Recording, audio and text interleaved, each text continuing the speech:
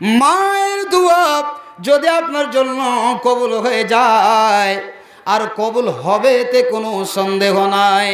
তিনজন ব্যক্তির আল্লাহ দোয়া কবুল করে নেন। একজন ব্যক্তি হলো মা এবং বাবা, দ্বিতীয় নম্বর হলো মুসাফির, তিন নম্বর হলো মাজলুম।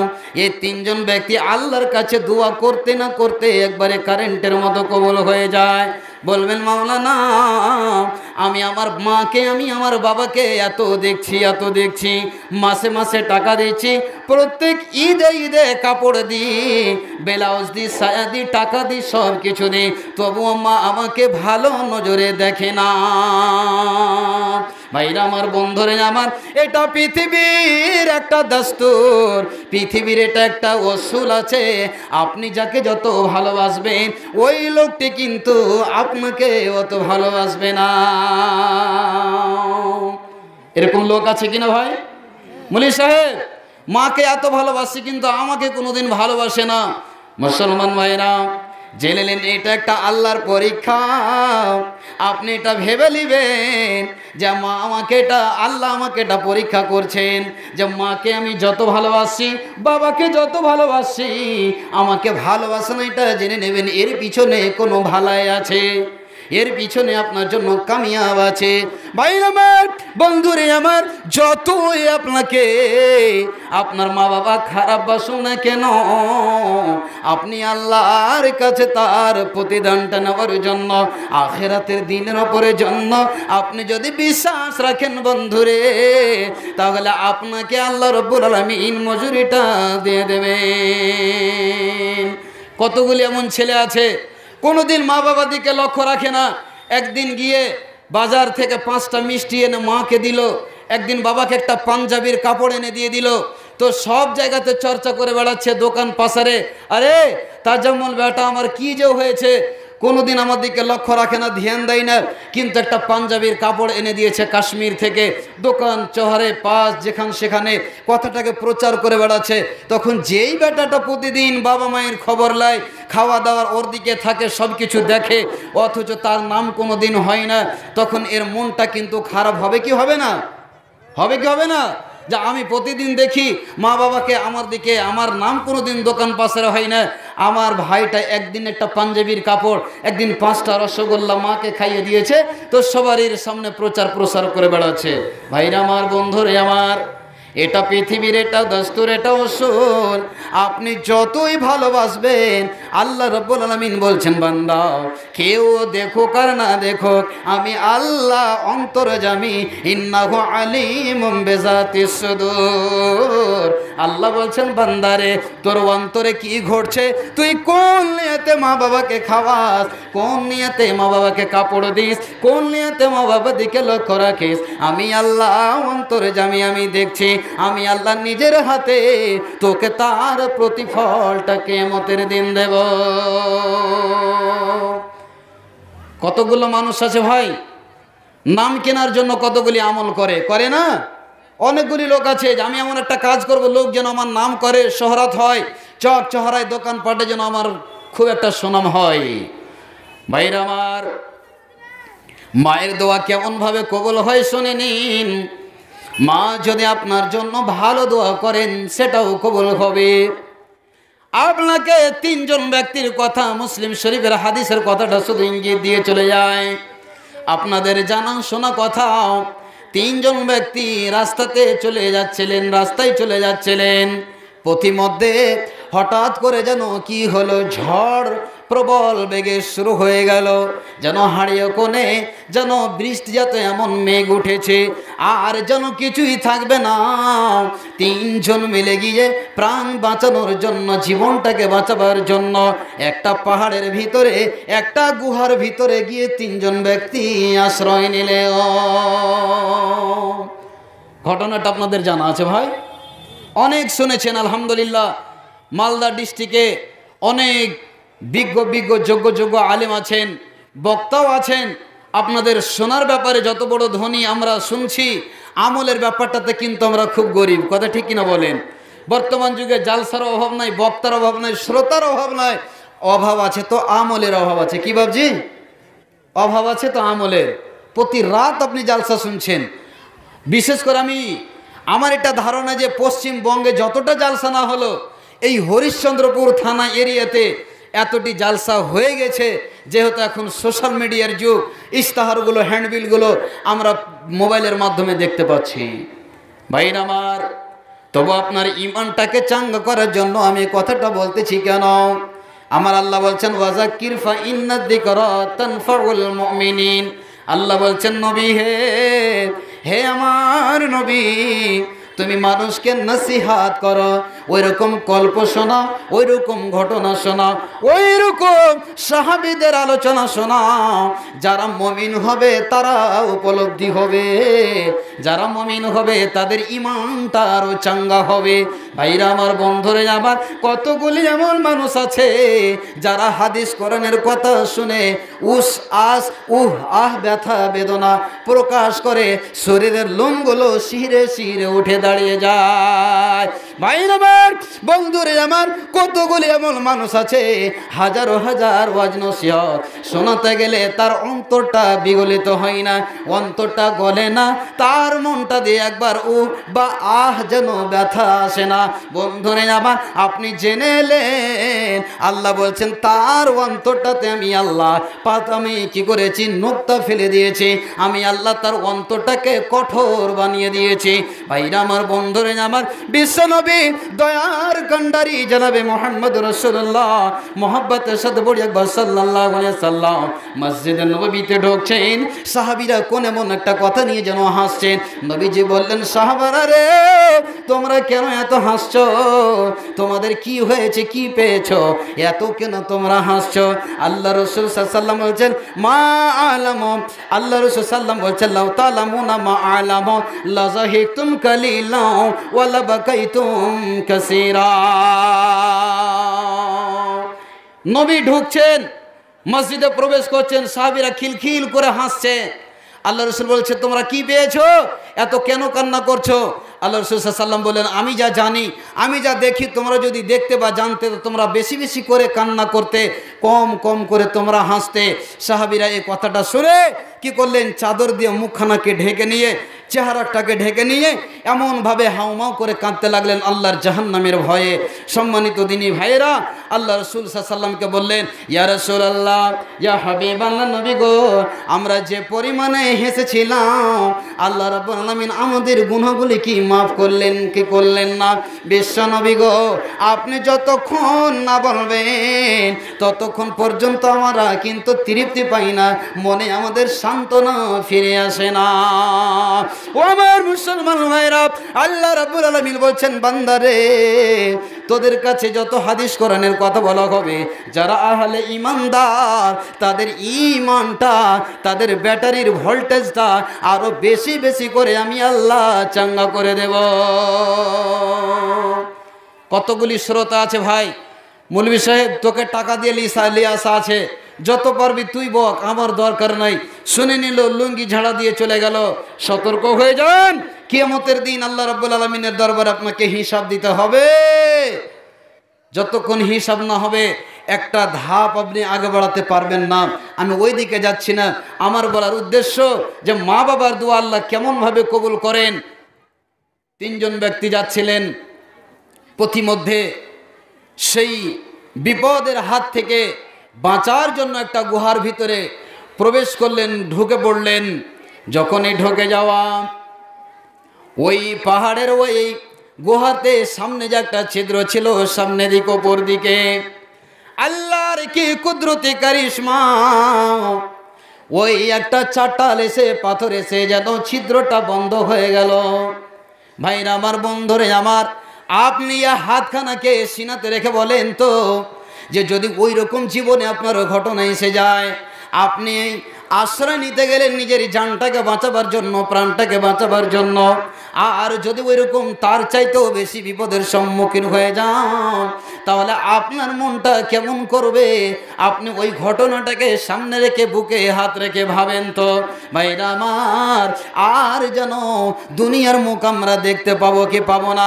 তিনজন মিলে আশেপাশে যেন তিনজনের মধ্যে তারা একটা আলোচনা শুরু করে দিল, ও ভাইজান, যদি কোনো পৃথিবীতে ভালো কাজ করে এসেছো, আল্লাহর কাছে নালিশ জানাও।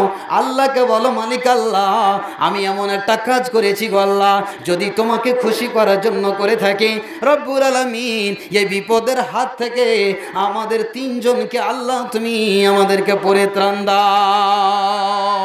তিনজন মিলে আলোচনা শুরু করে দিল, ভাই তুই কিছু কাজ করেছিস জীবনে ভালো, অমুককে বলছে অমুককে, অমুককে বলছে অমুককে। তিনজনের মধ্যে কথোপকথন শুরু হয়ে গেল। তার মধ্যে একজন ব্যক্তি বলছে, ভাই আমি একটা পৃথিবীতে আমি একটা কাজ করেছিলাম, আপনাদের ঘটনাটা কিন্তু জানা। এবার সে বান্দা আল্লাহর কাছে বলছে, মালিক আল্লাহ রব্বুল আলামিন, পৃথিবীতে আমি ভালো কাজ বেশি করতে পারিনি গো আল্লাহ। রব্বুল আলামিন, আমার আম্মা জানকে আমি সারা রাত দাঁড়িয়ে থেকে আমি মাঠে গরু মহিষ ওঁট ছাগল আমি চড়াতে গিয়েছিলাম। সন্ধ্যার সময় ফিরে আসলাম, মা বাবা কিন্তু ঘুমিয়ে গিয়েছিল। ছেলেরা খোদার তাড়নায় কিলবিল কিলবিল করছে, কান্নার রোলে ভেঙে পড়ছিল। পায়ের কাছে এসে তারা চাইছিল, কিন্তু মালিক আল্লাহ, আমার সন্তানের চাইতে আমার মাকে আমি প্রাধান্য দিয়েছিলাম। ফজর হয়ে গিয়েছিল, সকাল হয়ে গিয়েছিল, কেউ জেগেছিল না, সবাই ঘুমের ঘরে শুয়েছিল। আল্লাহ রব্বুল আলামিন, আমি আমার মাকে সকালবেলায় আমি কি করেছিলাম, ওই এক পেয়ালা দুধ আমার মাকে পান করিয়েছিলাম। রব্বুল আলামিন, ওই কাজটি যদি আল্লাহ গো তোমাকে খুশি করার জন্য করে থাকি, আল্লাহ রব্বুল আলামিন, তুমি আমাকে এই বিপদ থেকে আল্লাহ তুমি আমাকে খুব করে পরিত্রাণ দিয়ে দাও। রব্বুল আলামিনের সাথে সাথে ওই বান্দার দোয়াটা কবুল হয়ে গেল। বলুন একবার সুবহানাল্লাহ। এক ভাগ পাথর যেন আল্লাহ ঘষকে দিলেন, সরিয়ে দিলেন, যেন পৃথিবীর রংটা কেমন, আকাশের রংটা কেমন, সূর্যের রংটা কেমন এবার যেন দেখতে পেয়েছে। আর দুইজনের কথা আমি বলছি না। তাহলে মায়ের জন্য যদি আপনি কিছু করে যেতে পারেন, মাকে যদি খুশি করে দিতে পারেন, মায়ের যদি হাত ধরে পা ধরে যদি আপনি একবার বলেন, মা জীবনে অনেক ভুল করে দিয়েছি, তোমাকে দুঃখ দিয়েছি, মা তুমি আমাকে ক্ষমা করে দাও। আপনি যতই বড় বিপদে পড়েন না কেন, আপনার মায়ের দোয়ার বদৌলতে আপনি বিপদ থেকে আল্লাহ রাব্বুল আলামিন আপনাকে উদ্ধার করবেন। বলুন সুবহানাল্লাহ।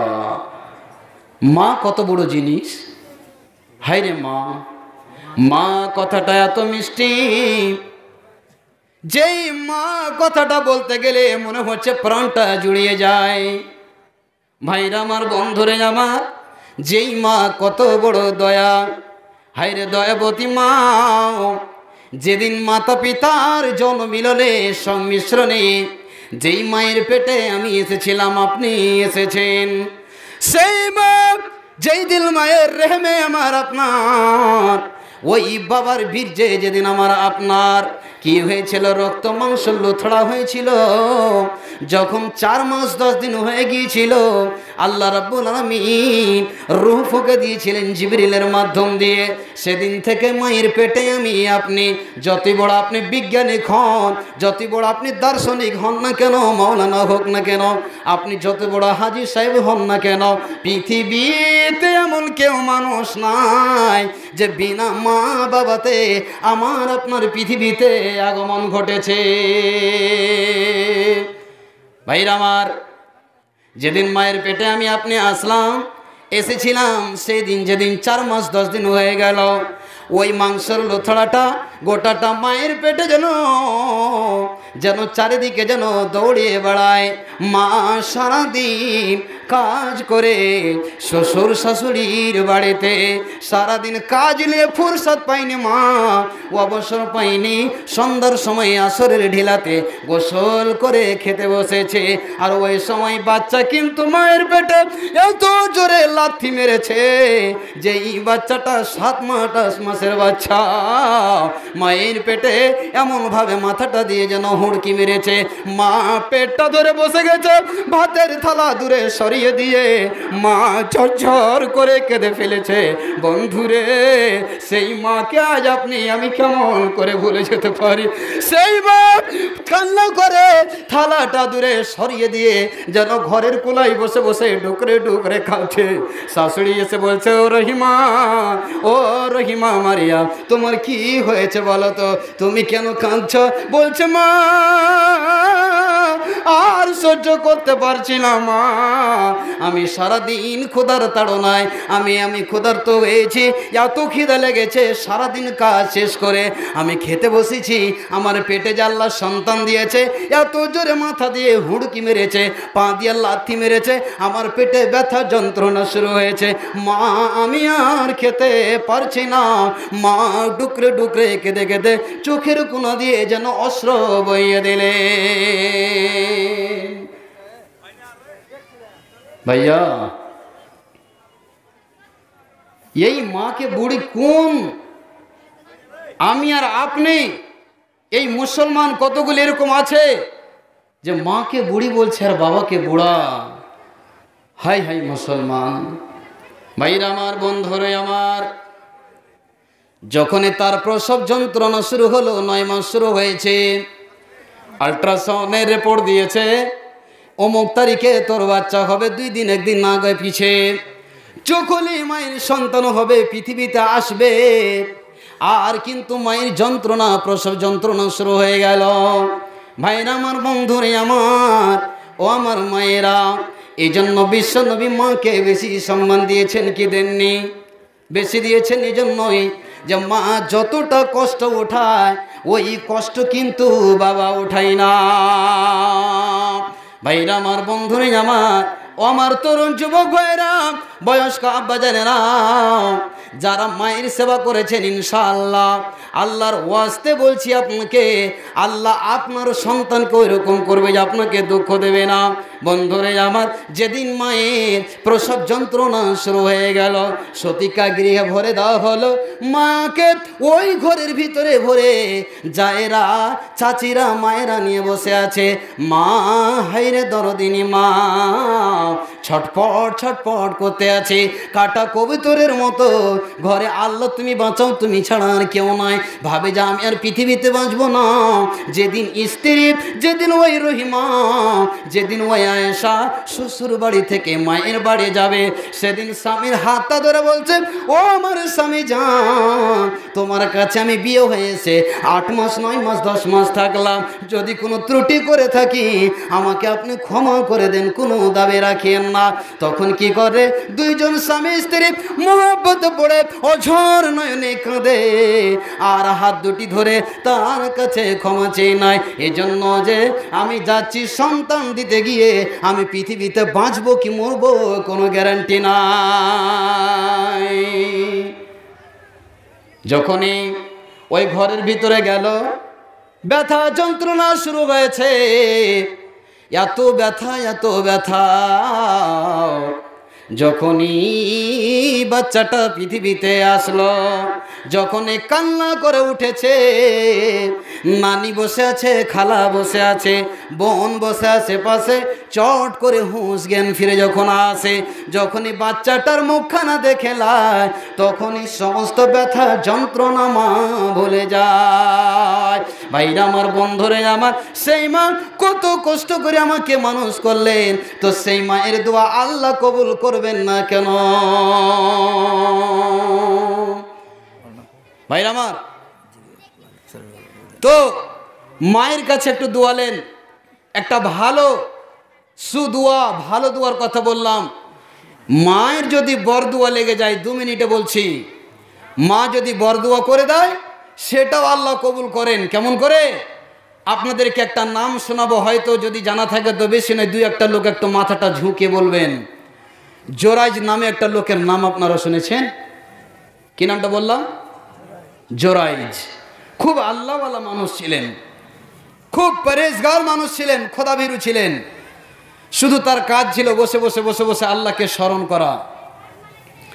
নফল ইবাদত করছেন, একদিন তার মা তাকে ডাকছে নামাজের অবস্থায়, জোরাইজ। একদিন ঘুরে চলে গেল, লক্ষ্য করলো না। দ্বিতীয় দিন, তৃতীয় দিনের বেলায় জোরাইজ নামাজের অবস্থায় আছে। ভাই আমার, আপনাকে এটা বলে ইঙ্গিত দিতে চাই, মা বাবা যদি বরদুয়া দেয় তো কবুল হয় কি হয় না। জোরাইজের মা এবার বলে দিল, রে জোরাইজ, আমি বুড়ি মানুষ, তোর কাছে 3 দিন আসলাম, একদিনও আমার কথায় সাড়া দিলে না। যতক্ষণ পর্যন্ত তুই একটা বেশ্যা নারীর মুখ না দেখবি, তোর উপরে একটা কলঙ্ক না রটবে, ততদিন জোরাইজ তোর মৃত্যু হবে না। ভাই আমার, বন্ধুরে আমার, সেই জামানায় ওই জোরাইজকে তার মায় বরদুয়াটা দিয়ে চলে গেলেন। এটা ভালো দোয়া না খারাপ দোয়া বলেন? খারাপ দোয়া। যে জোরাইজ একটা বেশ্যা নারীর, তুই যতক্ষণ তার ব্যাপারে তোর উপরে একটা কলঙ্ক না লাগবে ততক্ষণ তোর মৃত্যু হবে না। একজন নারী, যেই বেশ্যা নারী এসে কি করলো, ওই জোরাইজের নামে একটা কলঙ্ক রটিয়ে দিল, যে এই জোরাইজকে যারা যাকে তোমরা এত আল্লাহ ভীরু মনে করছো, এই জোরাইজ আমার সাথে মিলন করেছে, সহবাস করেছে, যার ফলে আমার পেটে একটা বাচ্চা এসেছে। যেদিন ওই বেশ্যা নারীটার বাচ্চাটা হলো, সেদিন সমস্ত এলাকাবাসীর লোককে ঢোল পিটিয়ে দিল ওই নারীটা। এলাকাবাসী তোমরা শোনো, যেই লোকটাকে তোমরা আল্লাহ ভীরু বলছো, খোদা ভীরু বলছো, এই লোকটা আমার সাথে এরকম অন্যায় কাজ করেছে, যার কারণে আমার পেটে বাচ্চাটা এসেছিল। ভাইরা আমার, সবাই যখন কথাটা শুনলো, সবাই মিলে এসে, গ্রামের এলাকার লোক এসে জোরাইজকে তার যে ইবাদতখানাটা ছিল, যে ঘর বানা ছিল, ঘরটাকে ভেঙে চুরে চুরমার করে দিয়ে মারধর করে এমন করে অপমান করলো। জোরাইজ এবার বলতে আরম্ভ শুরু করলো, ও এলাকাবাসীরা, তোমরা আমার একটা বিনীত শোনো, একটা আবেদন শোনো, তোমাদের কাছে আমি একটা বিনীত কণ্ঠে নিবেদন রাখি, ভালো করে শুনে নাও। আমাকে মারবে, ধরবে, জান থেকে মেরে দেবে, কিন্তু 1 মিনিটের জন্য আমার কথাটা শুনতে হবে। তো সবাই কি অমানুষ? কেউ কেউ ভালো মানুষ ছিল, বলছে ভাই দাঁড়া দাঁড়া, একটু থাম থাম, থেমে যা। জোরাইজ কি বলছে তার মুখের কথাটা শুনেলি, এবার সবাই যেন শান্ত হয়ে গেল। এবার জোরাইজ বলছে, ও এলাকাবাসীরা তোমরা শুনে নাও, যেই বাচ্চাটা ওই বেশ্যা নারীর পেট থেকে ভূমিষ্ঠ হয়েছে, ওই বাচ্চাটাকে নিয়ে এসো, আর ওই বেশ্যা নারীটাকে আমার কাছে নিয়ে এসো, আর এলাকাতে তোমরা ঢোল পিটিয়ে দাও, এলান করে দাও, যদি আমার সন্তান হয়, আমার উরুসজাত সন্তান হয়, তাহলে তোমরা আমাকে যা সাজা দেবে আমি মেনে নিতে রাজি। সবাই যেন চারিদিকে ঢোল পিটিয়ে দিয়ে জোরাইজের ওখানে নিয়ে যাওয়া হলো। হাজার হাজার লক্ষ লক্ষ মানুষ, একদিকে জোরাইজ, একদিকে ওই বেশ্যা নারীটা বসে আছে, আর ওই বেশ্যা নারীটার কোলের বাচ্চাটা কিন্তু এক জায়গায় বসে দেওয়া হয়েছে। এবার জোরাইজকে বলা হচ্ছে, বলো তুমি কি বলতে চাইছো? তখন ওই জোরাইজ বলল, তোমরা শুনে নাও, যে এই বাচ্চাটা যদি বলে দেয় যে আমার উরুসজাত সন্তান, তাহলে আমাকে তোমরা যদি ফাঁসি দাও, আগুনে যদি জ্বালিয়ে দাও, ছোরা দিয়ে যদি জবাই করে দাও, তাহলে আমি সব স্বীকার করে নেব। তখন এলাকাবাসীরা, গ্রামবাসীরা একটা কি করলো, কৌশল করলো। ভাইরা আমার, বন্ধুরে আমার, ওই বাচ্চাটাকে জোরাইজ জিজ্ঞাসা করতে বললো। তখন কিন্তু যারা মাথা নেতা ছিল, এবার ওই বাচ্চাটাকে সামনে ডেকে এনে বলা হচ্ছে, ইয়া গোলাম মান আবুকা, ও বাচ্চা তুই বল তোর বাবাকে। বাচ্চাটা কত বড় ছিল বন্ধুরে, 1 দিন বা 2 দিন বা 3 দিনের বাচ্চা, যে বাচ্চাটা কথা বলতে জানে না। যখনই তাকে এই কথাটা বলতে বলা হয়েছে, মান আবুকা ইয়া গোলাম, ও বাচ্চা তুমি বলো তোমার বাবাকে, যে নবজাত শিশু কোনোদিন একটা মুখ দিয়ে শব্দ বের করতে পারে না, পারবে? 2 দিন 3 দিনের বাচ্চা কথা বলতে পারবে? পারবে না। আল্লাহ রব্বুল আলামিন ওই বাচ্চাটাকে বলার ক্ষমতা দিয়ে দিলেন।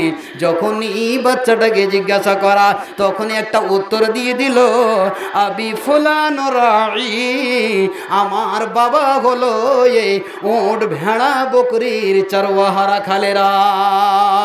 ভাইরা আমার বন্ধুরে, আবার তখন ওই যুবরাজের হাত ধরে পা ধরে তার কাছে ক্ষমা চেয়ে নিল, আর তাকে সুন্দর করে একটা মাবুদখানা একটা ঘর বানিয়ে দিল। ভাইরা আমার বন্ধুরে, আমার বলার উদ্দেশ্য, মা যদি আপনাকে বরদোয়া দিয়ে দেয় যে আল্লাহ একে কপাল পোড়া করে দাও, আল্লাহ তুমি একে কি করো কোনোদিন যেন সুখ শান্তি না পায়। ভাইরা আমার বন্ধুরে, আবার মা বাবাকে যদি কষ্ট দিয়ে রাখেন জীবনে কোনোদিন শান্তি হবে না। আপনি যত বড় অট্টালিকায় করেন, যত বড় বাংলা বানিয়ে দেন, যত বড় আপনার ঘরে এসি লাগানো রাখ থাকুক না কেন, কোটি কোটি টাকার মালিক হোক না কেন, আপনি কোনো দিন মায়ের বরদোয়ার কারণে স্ত্রীকে নিয়ে শান্তি পাবেন না, বেটিকে নিয়ে শান্তি পাবেন না, জামাইকে নিয়ে শান্তি পাবেন না। যে কোনো একটা দিক দিয়ে আপনি কষ্ট দিয়ে থাকবেন। তো ভাইয়া, মায়ের ভালো দোয়াটাও কবুল হয় আর মায়ের বরদোয়াটাও আল্লাহ কবুল করে। আপনাকে কথাটা বলে বুঝাতে চেয়েছি। তো ভাই, জালসা হচ্ছে মসজিদের জন্য, আর যে নবীর কথাগুলো আমি বলছি সে নবীরই ওয়াদা। সে নবী উম্মতের সাথে অঙ্গীকার করেছেন যে যে আমার ঘর নির্মাণ করবে তার জন্য আল্লাহ একটা জান্নাতে ঘর বানাবে। বলুন আলহামদুলিল্লাহ। এই কথাটা মিথ্যা নয়। আমি মিথ্যা হতে পারি, আপনি মিথ্যা হতে পারেন। ভাই, মজলিসটাকে কেউ 10টা মিনিটের জন্য ভাঙিয়েন না। আপনার হাত ধরে, আপনার হাত দুটি জোড় করে বলছি, মজলিসটাকে ভাঙিয়েন না। নবী যখন সব কথা বলতেন কাফেরদেরকে, সব কথা বিশ্বাস করে নিত। যখনই বলতেন যে তোমরা আল্লাহর উপরে ঈমান নিয়ে এসো এবং আমাকে রসুল বলে তোমরা বিশ্বাস করো, তখনই তাদের পাড়া গরম হয়ে যেত। নবীকে তখন যেটা সেটা ভাষা ব্যবহার করত, চাচারা মারধর শুরু করত, পাথর মারত। তো ভাইয়া, এখন সিস্টেমটা ওইরকমই আমি দেখতে পাচ্ছি। ও আজ শুনছে কোনো কথা নাই। যখন এই কালেকশনের কথা শুরু হয়ে গেল তখন কিন্তু মজলিসটাকে আস্তে আস্তে আস্তে আস্তে ভাঙতে শুরু করে দেয়। তো আপনি আবু জাহেলের মতো, আবু লাহাবের মতো ব্যবহারটা দেখায়েন না। আপনার হাত দুটো ধরে বলছি, কার মা নেই, কার বাবা নেই? প্রত্যেকটা নারী, প্রত্যেকটা নর, প্রত্যেকটা পুরুষ মহিলা সকলেরই মা বাবা আছে। কারো মৃত্যু হয়ে গেছে, কারো জীবিত আছে। ভাইয়া, আজ যদি আপনার আম্মাকে বাবাকে স্মরণ করে আল্লাহর রাস্তায় কিছু খরচ করেন, তাহলে আপনার সন্তান আল্লাহ আপনাকে ওইরকম করবে। যেদিন আপনি নীরবনগর কবরে শুয়ে থাকবেন সেদিন আপনার সন্তান আপনার জন্য দান করবে। ভাইরা আমার, বন্ধুরে আমার, মা বাবার কাছে ভালো দোয়া নেন। অনেক কথা আছে, ইনশাআল্লাহ আমি সময় পেলে বলবো। তাহলে এত বড় ভরা মজলিসে এবং জালসা কমিটির কাছে আমার একটা অনুরোধ, এই আল্লাহর ঘরকে নির্মাণের জন্য আমি শুনলাম কমিটিরা বলেছিলেন যে মৌলানা সাহেব, মসজিদটাতে আমরা টাইলস বা মার্বেল বিছাবো, আর কিছু নকশা টকশাগুলো অনেক বেশি হয়ে গেছে, এগুলোকে একবারে সব মিলিয়ে দিয়ে একবারে সিম্পল কালার করব। এই জন্য আজকে আমরা এই জলসাটা আয়োজন করেছি। তো ভাই, কে এমন ভাই আছেন, কোন এমন আমার বাবাজি আছেন, মাকে স্মরণ করে, যেই মায়ের একটা ফোঁটা দুধের ঋণ কোনোদিন আমি আপনি শোধ করতে পারবো না। পায়ের যদি আমি আপনার শরীরকে, আমার যদি শরীরের চামড়াকে কেটে মায়ের পায়ের জুতা বানিয়ে দিই, একটা ফোঁটা দুধের ঋণ শোধ হবে না। তাহলে ভাইয়া আমার আব্বা জেনেরা, কে আছেন ভাই, মাত্র আমি 5,000 টাকা, একজন বান্দা যে মা বাবা আপনার জন্য দোয়া করবেন, যেই মা বাবা অসুস্থ আছেন, যেই বাবা কারো কারো কবরবাসী হয়ে গেছেন, তাকে স্মরণ করে মাওলানা সাহেব আমার মৃত্যু মায়ের জন্য, মৃত্যু বাবার জন্য আপনি একটু দোয়া করে দেন। মাওলানা, কতদিন হয়ে গেল বাবা মরে যাওয়া, মার মরে যাওয়া, যেই মা আজকে বিছানায় পড়ে আছে, প্যারালাইসিস হয়ে গেছে, মা অনেক কষ্টতে আছে, সেই মা বাবাকে স্মরণ করে আমি মাত্র 5,000 টাকা আপনাদের কাছে অভিমান করছি। কে আছেন এই আল্লাহর কোরআনকে ভালোবেসে, আল্লাহর ঘরকে ভালোবেসে, মসজিদকে নির্মাণ উদ্দেশ্যে কে আছেন ভাই? একজন কলম মাত্র 5,000 টাকা এবং 1,000 করে আমি 10টা কলম আপনাদের কাছে চেয়েছি। আমি খুব ভারী দান চাইনি বন্ধু আমার, অনেক টাকা কখন কোন জায়গায় খরচ করে দেন, আল্লাহর ঘরকে সহযোগিতা করুন। তোমার নানির জন্য দিয়েছ? সুবহানাল্লাহ। একজন ছোট ছেলে 500 টাকা দিয়েছেন। আল্লাহ রব্বুল আলামিন নানির জন্য মৃত্যু, হে আল্লাহ তুমি সে তার নানিকে জান্নাতুল ফিরদাউসের মেহমান বানিয়ে দাও। সকলে বলে আল্লাহুম্মা আমিন। ইয়া রব্বাল আলামিন, যত মানুষ কবর বাসিয়েছে আল্লাহ সকলকে তুমি ক্ষমা করে দাও। ইয়া রব্বাল আলামিন, যত মানুষ জীবিত আছে আল্লাহ সকলকে তুমি সুস্থ রাখো। সকলে বলে আল্লাহুম্মা আমিন। আসুন ভাই একটু চটচট করে এই আল্লাহর ঘরটাকে সামনে রেখে, অনেক টাকা অনেক ধন আপনার বাবা মা কিছু করে দিয়ে গেছে, আজ তাদেরকে স্মরণ করে তাদের ময়া মহব্বতটাকে মনে রেখে, কারো মনে কি একটু দয়া হয় না? মাওলানা সাহেব বাড়ি করে দিয়ে গেছে, গাড়ি করে দিয়ে গেছে, সব কিছু করে দিয়েছে, জমি জায়গা অনেক কিছু করে গেছে, তার জন্য আমি 5,000 টাকা দান করছি, একটু দোয়া করে দেন। আসুন ভাই। আলহামদুলিল্লাহ, বেনামিতে 500 টাকা দিয়েছেন, একজন 100 টাকা দিয়েছেন, আর একজন 100 টাকা দিয়েছেন। আল্লাহ রাব্বুল আলামিন তুমি সকলের দানকে সদরে কবুল করে নাও। ইয়া রাব্বাল আলামিন, তুমি তো রহমান, তুমি তো দয়াবান রব্বুল আলামিন গো, তুমি সকলের দানকে সদরে কবুল করে নাও। রব্বানা তাকাব্বাল মিন্না ইন্নাকা আনতাস সামিউল আলিম। আমিন আমিন সুম্মা আমিন।